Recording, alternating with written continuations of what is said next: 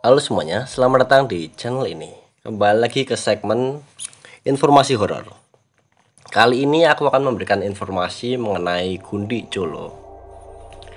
Gundi Colo adalah elemen paling misterius dan tabu dalam dunia klenik di tanah Jawa. Dan disebut-sebut hanya ada di tanah Jawa, lebih tepatnya Jawa Timur. Ada banyak definisi untuk istilah tersebut dan berbagai rumor yang menyelubungi sosok Gundi Colo. Mereka dipercaya sebagai wanita yang berhubungan dengan bangsa jin, sebagai istri tak resmi mereka. Terkait sama bangsa jin, punya ilmu kesaktian, dan tugasnya tak lain cari tumbal buat suami tak kasat matanya. Ada juga yang mengatakan bahwa Gundi Colo itu wanita yang belajar ilmu hitam, sehingga menjadi orang sakti.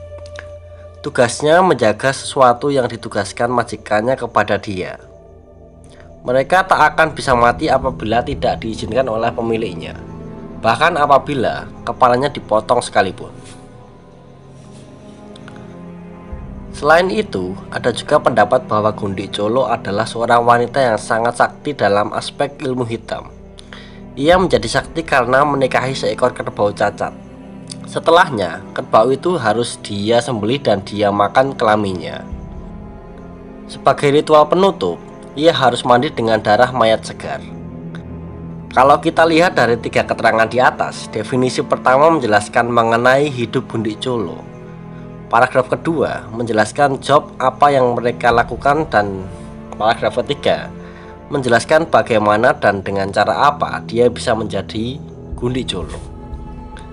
Simpelnya, Gundi Colo itu bukanlah dukun biasa. Lebih dari itu, dia sangat-sangat kuat dalam ilmu hitam. Dia bisa mengakses berbagai jenis maupun varian ilmu hitam, dan bahkan ia tidak bisa mati begitu saja. Karena sisi gelap dari kekuatannya adalah jalur keluar bagi banyak kemampuan yang beberapa dianggap tak wajar. Yang kemungkinan ini adalah hasil karya tantra biarawa. Memang memakai menginginkan proses dan hasil instal untuk mencapai hasil yang maksimal. Tapi balik lagi, apakah Gundi Colo itu benar-benar ada di masyarakat? Ada, namun tidak banyak. Faktor pertama, karena tidak banyak orang Indonesia yang bersedia untuk melangkah sejauh itu. Faktor kedua, bakat.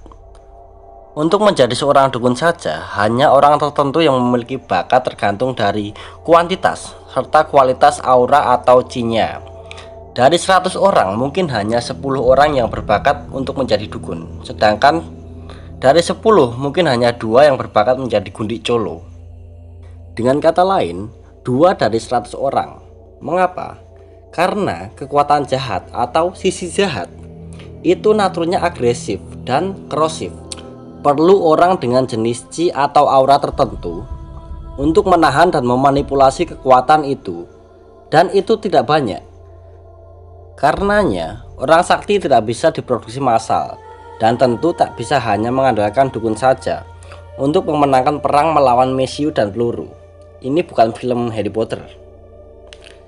Setidaknya ada 2 teman saya yang pernah bercerita mengenai eksistensi Gundi Colo itu sendiri. Seseorang teman saya yang tinggal di Madiun mengatakan bahwa Gundi Colo memiliki ilmu setara Rangda di Bali. Ia tak pernah keluar rumah dan hanya keluar rumah jika memimpin ritual besar di desa dan ritual-ritual lain. Namun sekarang Gundi Colo itu sudah wafat. Sedangkan teman saya yang orang Surabaya mengatakan ketika ia kecil, dia diangkat oleh orang pribumi. Lalu suatu hari orang tuanya bertemu dengan Gundi Colo itu. Wah, anak kamu ini Cina ya? Padahal Gundi Colo ini buta karena usia. Jadi dia bisa mencium bau seseorang. Ini dari etnis apa? Saking tinggi levelnya. Ya, itulah informasi yang saya berikan pada malam hari ini mengenai Gundi Colo. Terima kasih untuk kalian yang mendengarkan. Selamat malam dan semoga mimpi indah.